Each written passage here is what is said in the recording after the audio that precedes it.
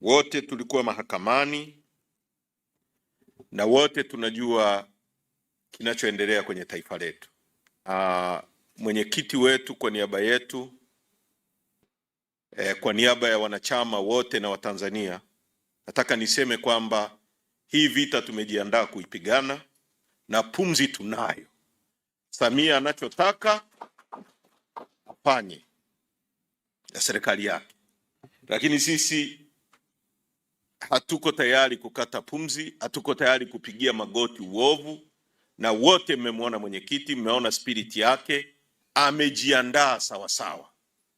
Hivi vitisho vya maigizo ambavyo vimefanyika kwa muda mrefu sana kwenye nchi hii, kwamba kufanya siasa ambayo tumekubaliana kufanya tangu 92 iwe inafanywa kwa hisani ya CCM, utawala huu wa Chadema umekataa. Tutafanya siasa kwa sheria, sio kwa hisani ya Samia, sio kwa hisani ya CCM. Kwa hiyo kwenu wanachama,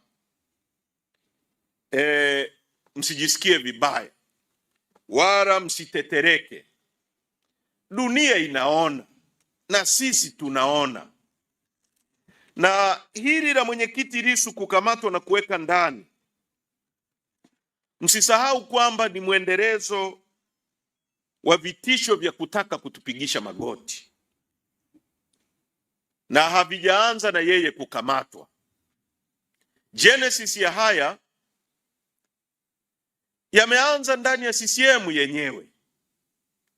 Ukisoma kanuni za uchaguzi za CCM, ibara ya 9 inaeleza utaratibu wa Samia Suluhu Hassan aliyopaswa kufuata kuchukua fomu ya chama chake. Hakufuata huo utaratibu. Utaratibu wa CCM yenyewe kwenye kanuni zake, ibara ya 9 umeeleza namna mtu anavyotakiwa kuchukua fomu, ni wakati gani watu wanachukua fomu. Unatakiwa uchukue fomu wakati ambao uchaguzi umetangazwa. Samia Suluhu Hassan ameteuliwa na kupitishwa kuwa mgombea mwezi wa kwanza, bunge halijavunjwa, chama chake hakijatangaza uchaguzi. Baada ya kuwa amepitishwa, akaangalia nje huko, kompetita wake ni nani? Mwenyekiti Tundu Lissu. Anamweza Tundu Lissu.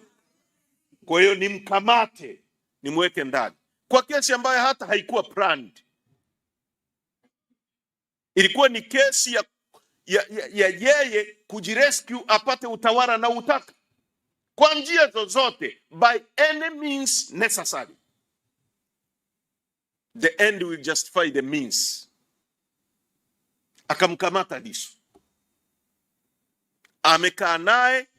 Watanzania walipo resist kwamba hatuwezi kwenda kwa uchaguzi huu, na kama mtakumbuka, sisi tulisema tangu mwanzo kwamba tuko tayari hata aongezewe muda wa kukaa madarakani ili mradi reforms zifanyike.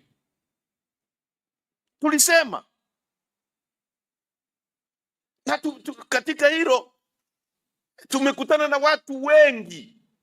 Tumekutana na mabarozi, tulikutana na shura maimamu, tulikutana na Legal Human Rights Center, tumekutana na watu wengi. Tumekutana na mzee Butiku wakiwa na mzee Warioba, kumweleza kwamba hatuko tayari tena nchi hii kuendelea watu wachache kujiweka madarakani kwa mabavu, kwa kuua watu, kwa kumwaga damu. Tuko tayari ajiongezee muda, afanye reforms, tuingie kwenye uchaguzi ambao ni halali.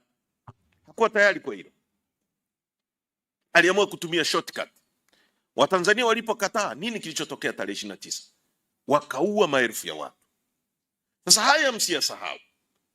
Haya ya kesi ni matokeo ya greedy, ya ubinafsi uliopitiliza wa mtu kuwa na kiu ya madaraka kwa njia zozote. Na sasa anataka atutishe kwa kutumia mahakama ambazo ziko compromised. Na leo mimi nimesikitishwa sana na kilichotokea. Na ni muhimu mkaelewa. Tangu tuchaguliwe mpaka sasa, leo ni siku ya 578 ya 570. Chama hiki kimekuwepo tangu mwaka 92. Hakijawahi kupita misukosuko mikubwa kama hii ambayo tunapitia leo. Siku ya 576, kati ya hizo siku 576 za sisi kuwa madarakani, siku 309 chama hiki kilizuiliwa kufanya kazi. Ni coincidence? Sio coincidence. Sio coincidence. Ni matukio ambayo yako planned kuzuia uongozi wa chama chetu huu wa sasa kufanya shughuli zake. Kwa hiyo ukichukua 576 ukatoa siku 309, zinabaki siku ngapi pale? Kama siku 276, siku 267. Kwa hiyo haya yote mnayoona na huo mtafutano mnaouona, Wasira anatokea huku, sui yule kijana anaitwa sui nani huku, sui nani huku, ni siku 276 tu ndio wanatetemeka hivyo. Hatujafanya kazi, hata hatujatimiza mwaka. Yaani utawala huu tangu uwe madarakani, siku ambazo tumefanya kazi hazijafikia mwaka. Mwaka una siku 365. Sisi tumefanya kazi siku 267 tu. Ndio unaona hii jamba yote huku wanakimbia huku wamechanganyikiwa. Na kati ya hizo siku 576 mwenyekiti wetu amekuwa ofisini kwa siku 78 tu. Sasa haya sio matukio yanayojitokeza tu. Eleweni kwamba historia ya huyu mtu ni ya aina gani na wanamuogopa kwa kiasi gani.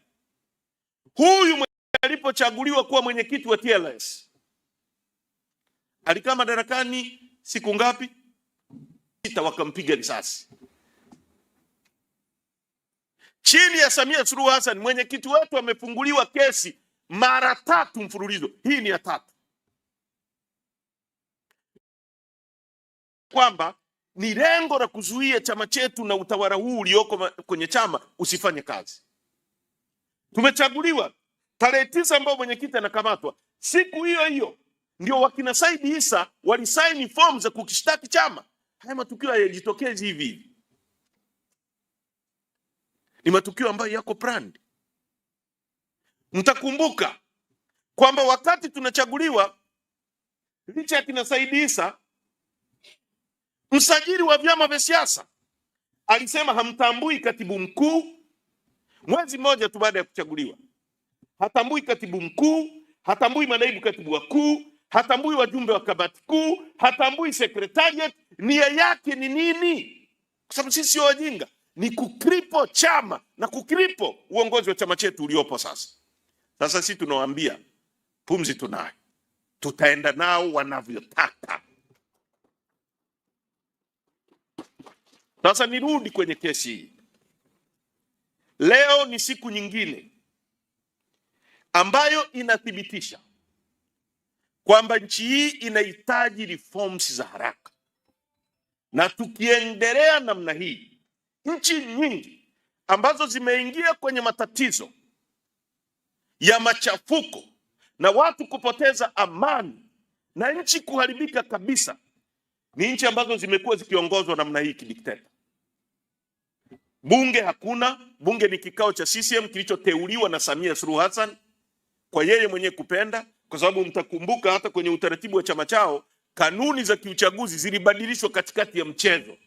Watu wameshachukua fomu, wamesharudisha fomu za CCM, wanaambiwa yani mmechukua Simba na Yanga iko uwanjani, watu wanacheza mpira, refa anasimamisha mechi, tunabadili kanuni dakika ya 70. Inasema badala ya penalty kuchezwa ndani ya 18, hata mtu akichezewa faulu katikati ya uwanja ni penalty. Ndio kilichofanyika kwenye CCM, wakapitisha wanaotaka. Kwa hiyo bunge hatuna, ni kikao cha CCM kinacholipwa fedha za nchi. Security forces, polisi ndio hawa wanatuhumiwa kuteka, wanatuhumiwa kuumiza watu, wanatuhumiwa kudhuru watu. Security forces zote. Hata juzi nimeona kijana mmoja kule Arusha ameumizwa mpaka jeshi usu limefikia sehemu linaua watu, wanatesa wananchi, wanawavua nguo, wanawaraza kwenye miba. Ndio security organs za nchi. Mahakama ndio hii. Kwa tunahitaji reforms za haraka. Huu wa leo ni uthibitisho kwamba mahakama hii yenyewe inahitaji reforms za haraka. Na mimi nitaeleza kwa kile ambacho majaji wenyewe wamesema. Kesi ya uhaini, wamesema viini vyake ni vitatu. Covert Act, matendo ya chini chini kama yalikuwepo, kitendo chenyewe na publication.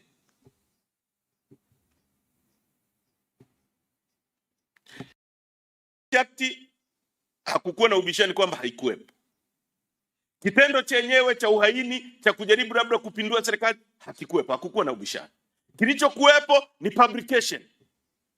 Shahidi wao wa 17 anayeitwa P amekuja akasema Lissu si aliye publish, ni yeye. Yeye ndo alichukua picha, yeye ndo aliye publish. Lissu sio mtu aliye publish kwenye mtandao, sio nini wa Jambo TV. Sasa hiyo kesi inasimama kwa miguu gani? Hai.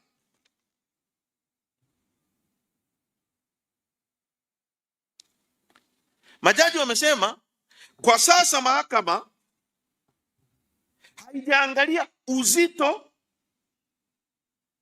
na kuaminika kwa ushahidi.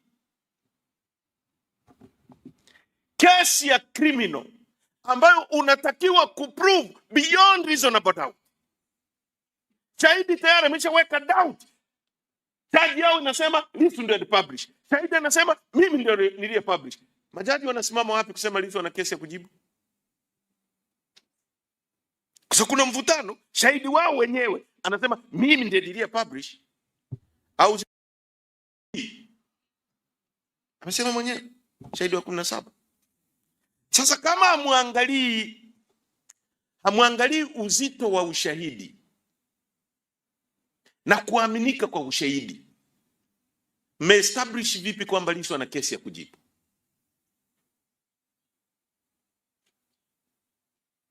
Yaani hiyo kesi ya kujibu inatokea wapi kama hamjaangalia kuaminika kwa ushahidi? Kwa sababu kwa kadri Lissu alivyoeleza, hiyo prima facie case inakuwa established kiasi kwamba wewe usipojitetea, huo ushahidi peke yao uliotolewa una uwezo wa kukufunga.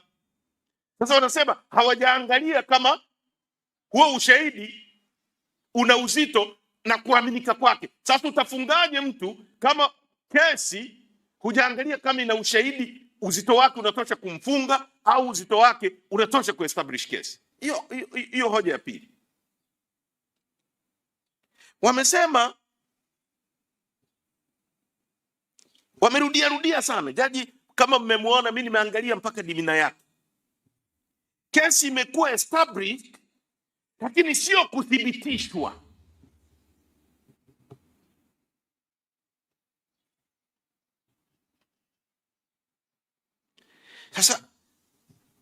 Sasa kama umeestablish kitu, Mwalimu Leitama ni mwalimu wa Kiingereza. Yaani unatenganishaje kuthibitisha na kuestablish? Kwa sababu ukiestablish umeona unaweza kuthibitisha.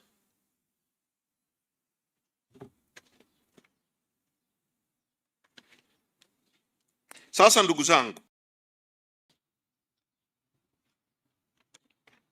sisi hatuwezi kupiga magoti. Hizi kesi zote malengo yake ni nini? Na hii mapambano yote dhidi ya chama chetu, dhidi ya uongozi wa Mheshimiwa Tundu Lissu, ni kujaribu kutumia kila mbinu. Mbinu ya kwanza, kamati ya Mheshimiwa Lissu, kataa uongozi, honga watu. Kuna vibaraka wamehongwa huko. Tumia kila mbinu, honga wakina Said Issa waliofungua kesi, zuia chama siku 309, vyote kinyume cha sheria. Sasa kwa sababu sisi ni watu tumesimama kubadili historia ya nchi hii once and for all, watoto wetu, vijana wetu wa Tanzania wasije kuishi kwenye mfumo huu wa kijinga ambao mtu mmoja analala, anaamua upumue au ufe, ulale ndani usilale ndani, ulale nyumbani kwako usilale nyumbani kwako, mali ulionayo kama umepata kihalali ni ya kwako sio ya kwako, yeye akiiba ni halali, yani mtu mmoja. Sisi huo mfumo taufanya, tutapingana nao, tutapingana nao, na Lissu amejiandaa kwa marathon hiyo, na tunataka tuiambie jumuiya ya kimataifa, hawa waliokuwa nawaambia wako tayari kwa maridhiano, hawako tayari kwa maridhiano yoyote, wako tayari kublackmail watu wapige magoti, na sisi hatuko tayari kwa hilo. Hawa watu wamefungua kesi ya uongo, na kama wangekuwa na nia njema leo, upande wa serikali, kabla hata ya kuangalia mahakama ambao wanaiweka kwenye msalaba, ianikwe, kila mtu aone, na kila mtu sasa awe na kiu zaidi ya kupambana kutafuta reforms. Na mtakumbuka hata Kenya, baada ya mabadiliko ya katiba yao, walisema kabisa kwamba majaji wote waliokuwepo zama za Moi, kila mtu aombe kazi upya. Ni kwa sababu ya mambo kama haya, kwa sababu ya mambo kama haya. Sasa jumuiya ya kimataifa ione kwamba hawa watu ni watu waliokuwa wanatumia maneno kujaribu kuportray kwenye dunia huko kwamba ni watu wema, lakini dhamira yao ni hii. Dhamira yao ni kuua chama chetu. Dhamira yao ni kuua kila mwana mageuzi anayetaka kuinuka. Dhamira yao ni kutisha kila mtu, alafu wanakuambia sema kile tunachotaka.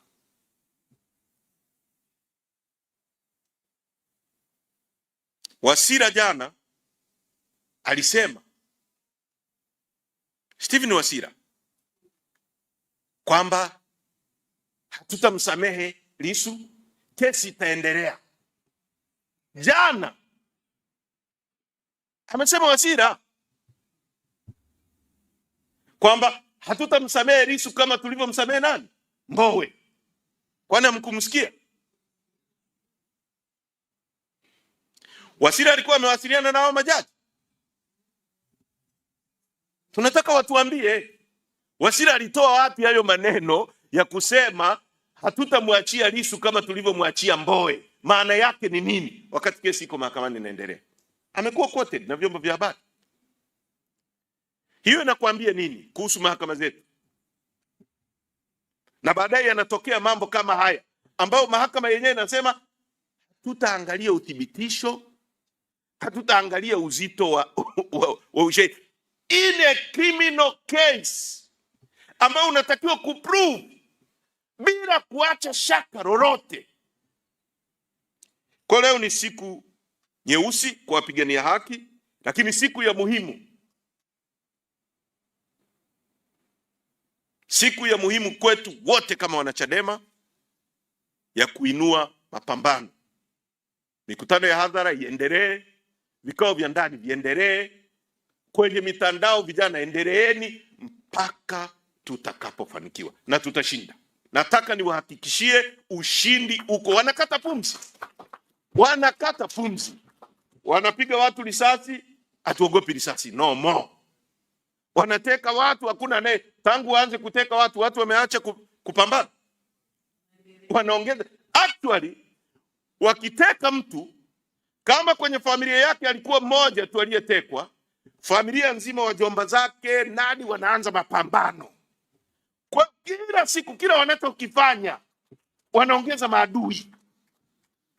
Wakifunga mtu, Mzee Arutwe Mugwai, kaka yake Lissu ni mwana CCM. Kama alikuwa anaifikiria vizuri CCM, leo inamuonea mdogo wake. Ataifikiria vizuri. Mama yake Polepole. Wana CCM wao. Wameteka mtoto wake, mama yake Polepole atawaona vizuri, wadogo zake Polepole watawaona vizuri, wajomba zake watawaona vizuri, shangazi zake, watoto wa kaka zake.